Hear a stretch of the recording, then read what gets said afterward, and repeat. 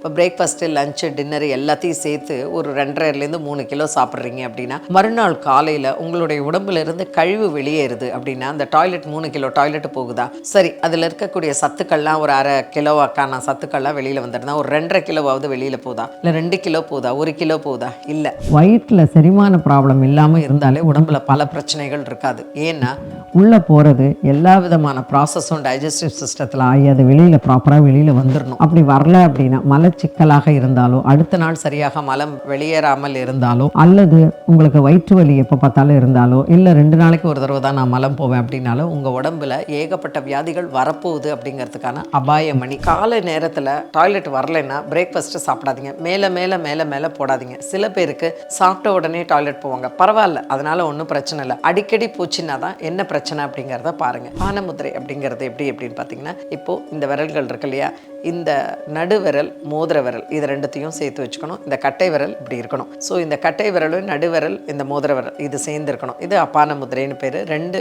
கைகளையும் இப்படி வச்சுக்கோங்க. இப்படி வச்சுட்டு உங்களுடைய கால்களுக்கு மேலே வச்சுக்கோங்க. இந்த கால்களுக்கு மேலே இந்த முதிரையை இப்படி வச்சுக்கிட்டு கண்களை மூடிக்கிட்டு பொறுமையாக மூச்சு இழுத்து பொறுமையாக விடுங்க. இந்த அப்பான முதிரை என்ன பண்ணும் அப்படின்னு பார்த்தீங்கன்னா,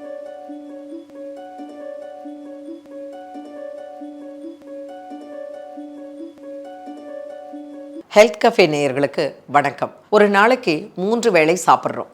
இல்லை coffee, tea, what ever it is, then breakfast, then 11 o'clock ஒரு காஃபியோ இல்லை ஏதாவது ஸ்நாக்கோ ஆஃபீஸில், மத்தியானத்துக்கு full lunch, then 4 o'clock coffee, bajji, bonda, vada, what ever it is ஏதாவது ஒன்று சாப்பிட்றோம். நடுவில் யாராவது பர்த்டே சாக்லேட்டு கேக்குன்னு கொடுத்தா சாப்பிட்றோம். திரும்ப நைட்டு டின்னர் சாப்பிட்றோம். அதுக்கப்புறம் ஏதாவது குறிக்கிறோம். இல்லை ஆஃபீஸ்லேருந்து, ஸ்கூல்லேருந்து, காலேஜ்லேருந்து வந்த உடனே டைனிங் டேபிளில் என்ன ஸ்நாக்ஸ் இருக்கோ அதை எடுத்து சாப்பிட்றோம். ஸ்நாக்ஸ் சாப்பிட்றோம். அதுக்கப்புறம் நைட்டு டின்னர் சாப்பிட்றோம். நைட்டு படுக்க போகும்போது பால். இந்த மாதிரி வரிசையை போட்டுக்கிட்டு, சில பேர் பால் குடிப்பீங்க, சில பேர் குடிக்க மாட்டீங்க. அதான் என்ன சொல்ல வரேன்னா, வரிசையாக இந்த மாதிரி வயிற்றில் போட்டுக்கிட்டே இருக்கீங்களே, உங்களுடைய செரிமான சக்தி எப்படி இருக்குது அப்படின்னு கவனிச்சிங்களா? இவ்வளோ சாப்பிட்ற சாப்பாட்டினுடைய ஒரு அளவை நீங்கள் எடுத்து பாருங்கள், எவ்வளோ வெயிட் இருக்குது அப்படின்னுட்டு. இப்போ பிரேக்ஃபாஸ்ட்டு லஞ்சு டின்னர் எல்லாத்தையும் சேர்த்து ஒரு 2.5 3 கிலோ சாப்பிட்றீங்க அப்படின்னா மறுநாள் காலையில் உங்களுடைய உடம்புல இருந்து கழிவு வெளியேறுது அப்படின்னா அந்த டாய்லெட் 3 கிலோ டாய்லெட் போகுதா, சரி அதில் இருக்கக்கூடிய சத்துக்கள்லாம் ஒரு 1/2 கிலோவாக்கான சத்துக்கள்லாம் வெளியில் வந்துடுனா ஒரு 2.5 கிலோவாவது வெளியில் போதா, இல்லை 2 கிலோ போதா, 1 கிலோ போதா?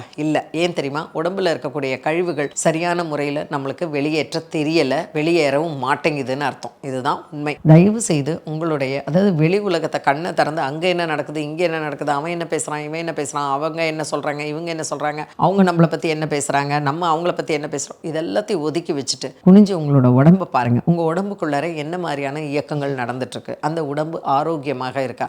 வெளி விஷயங்கள் நம்மளை சுற்றி நடக்கக்கூடிய அலுவலர்கள் எல்லாமே முக்கியம்தான்.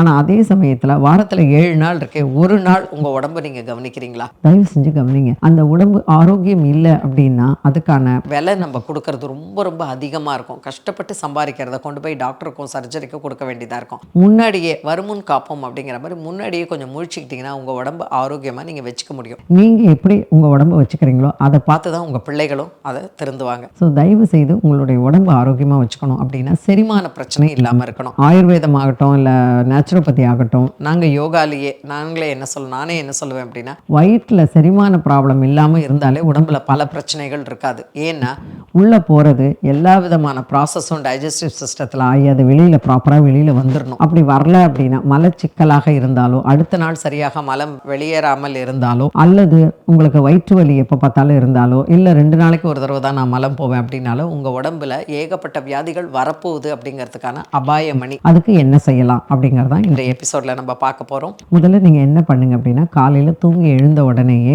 டாய்லெட்டில் போய் ஒரு 10 to 15 நிமிஷம் உட்காந்து பழகுங்க. அதாவது வராதவங்களுக்கு நான் சொல்கிறேன், வரவங்க போய் முடிச்சுட்டு வயிறு காலியாக இருக்கிற மாதிரி ஃபீலிங் வந்ததுன்னா எக்ஸலண்ட். அப்படி இல்லைங்கிற பட்சத்தில் தயவு செஞ்சு டாய்லெட்டில் போய் உட்காந்து ஒரு 10 நிமிஷம் உட்காருங்க. அப்படி உட்கார என்ன ஆகும்னா வயிற்றுக்குள்ளே இருக்கக்கூடிய கழிவுகள் வெளியேற ஆரம்பிக்கும். அந்த மாதிரி போகும்போது மொபைல் எடுத்துகிட்டு போகிறதோ, புக் எடுத்துகிட்டு போகிறதோ, பேப்பர் எடுத்துகிட்டு போகிறதோ கூடாது. அது மாதிரி போனீங்கன்னா உங்களுடைய மனசெல்லாம் பேப்பரில் படிக்கிற விஷயங்களில், மொபைலில் பார்க்க இருக்கிற விஷயங்களில் தான் இருக்கே தவிர வயிற்று க்ளீன் ஆகிறதுங்கிறது இருக்காது. இது ஒரு மெக்கானிக்கலாக சும்மா போய் நான் 10 நிமிஷம் உட்காந்துட்டு வந்தேன் அப்படிங்கிற மாதிரி இருக்கும். தயவு செஞ்சு அந்த மாதிரி இருக்காதிங்க. சில சமயம் அந்த மாதிரி உட்காந்து உங்களுக்கு வரல அப்படின்னா நீங்கள் என்ன பண்ணணும்னா 2 டம்ளர் வெந்நீர் குடிக்கணும். 2 டம்ளர் வெந்நீர் குடிச்சிட்டு வீட்டை சுற்றிலும் ஒரு 10 ரவுண்டு நடந்து வந்தீங்கன்னா இந்த இடுப்பு இப்படி இப்படி இப்படி இப்படி அசையும் போது என்ன ஆகும், வாக்கிங்கில் உள்ளே இருக்கக்கூடிய டாக்ஸிக் எல்லாம் வெளியில் வர ஆரம்பிக்கும். முதல்ல காலையில் எழுந்த உடனே, அதுக்கு தான் காலை கடன்னு சொன்னாங்க. அது வந்து கடன், அதாவது டாய்லெட் போகிறதும் யூரின் போகிறதும் கடன். அந்த கடனை என்ன பண்ணணும், வெளியில் கொடுத்துடணும், கொடுத்து அதை கழிச்சிடணும், அதை கிளியர் பண்ணிடணும். அந்த மாதிரி யாரும் பண்ணுறதில்ல. அதனால் தயவு செஞ்சு நீங்கள் என்ன பண்ணுங்கன்னா காலையில் எழுந்த உடனேயே டாய்லெட் ஃப்ரீயாக போகுதாங்கிறது வாட்ச் பண்ண ஆரம்பிங்க. எவ்வளவோ வேலைகள் இருக்கும் காலையில் எழுந்தோன்னே பரபரன்னு நம்ம செய்கிறதுக்கு. பட் அதோட நம்ம உடம்புல இருக்கக்கூடிய கழிவுகள் வெளியேறணும். ஏன்னா முதல் நாள் இத்தனை வேலை சாப்பிட்றோம் இல்லையா, அது எல்லாமே வெளியேறணும் இல்லையா,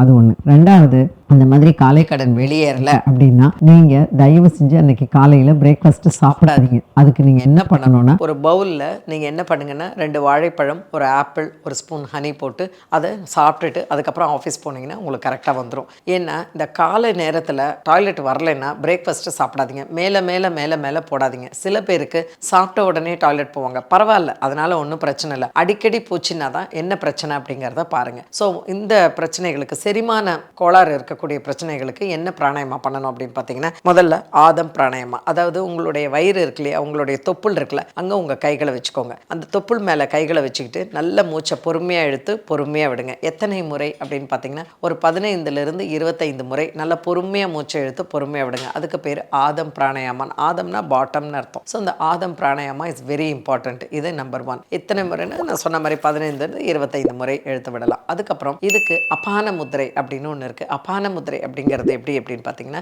இப்போது இந்த விரல்கள் இருக்கு இல்லையா, இந்த நடுவிரல், மோதிர விரல், இது ரெண்டுத்தையும் சேர்த்து வச்சுக்கணும். இந்த கட்டை விரல் இப்படி இருக்கணும். ஸோ இந்த கட்டை விரலும் நடுவிரல், இந்த மோதிர விரல் இது சேர்ந்து இருக்கணும். இது அபான முத்திரைன்னு பேர். 2 கைகளையும் இப்படி வச்சுக்கோங்க. இப்படி வச்சுட்டு உங்களுடைய கால்களுக்கு மேலே வச்சுக்கோங்க. இந்த கால்களுக்கு மேலே இந்த முதிரையை இப்படி வச்சுக்கிட்டு கண்களை மூடிக்கிட்டு பொறுமையாக மூச்சு இழுத்து பொறுமையாக விடுங்க. இந்த அபான முத்திரை என்ன பண்ணும் அப்படின்னு பார்த்தீங்கன்னா, வயிற்றில் இருக்கக்கூடிய செரிமான பிரச்சனைகளை சரி பண்ணும். அது மட்டும் இல்லாமல் உங்களுக்கு வயிற்றில் அசிடிட்டி, அல்சர் அந்த மாதிரி இருந்ததுன்னா அதுக்கும் இந்த முதிரை வந்து ரொம்பவே உதவி செய்யும். ஆனால் கையில் பிடிச்ச உடனே அது தெரிஞ்சிடுதுன்னு சொல்லக்கூடாது. ஒரு அட்லீஸ்ட் ஒரு 5லிருந்து 15 மினிட்ஸ் ஆகுது இந்த முதிரையில் நீங்கள் இருக்கணும். அந்த மாதிரி முதிரையில் இருக்கும்பொழுது மூச்சை நல்லா பொறுமையாக இழுத்து விடணும். ஸோ இது வந்து நீங்கள் ஆஃபீஸில் இருக்கும்போது பண்ணலாம், ட்ராவலிங் போது பண்ணலாம், காரில் எங்கேயாவது போயிட்டுருக்கீங்க பண்ணலாம், இல்லை ஒரு சிக்னலில் நிற்கும் போது பண்ணலாம். ஸோ வேறு எதையோ யோசித்து மனசை குழப்பிக்காமல் இந்த மாதிரி உங்களுடைய உடம்பு ஆரோக்கியமாக இருக்கிறதுக்கு என்னெல்லாம் பண்ணலாம் அப்படிங்கிறது பண்ணலாம். 3வது, ஆசனங்களில் வரும்போது சூரிய நமஸ்காரம் மிக மிக அற்புதமான ஒரு செரிமான கோளாறுகளை சரி பண்ணுது. அது மட்டும் இல்லாமல் சில பேருக்கு ஏப்பமாக வந்துட்டுருக்கும். சாப்பிட்லனாலும் ஏப்பம் வரும், சாப்பிட்டாலும் ஏப்பம் வரும். சில பேருக்கு பார்த்திங்கன்னா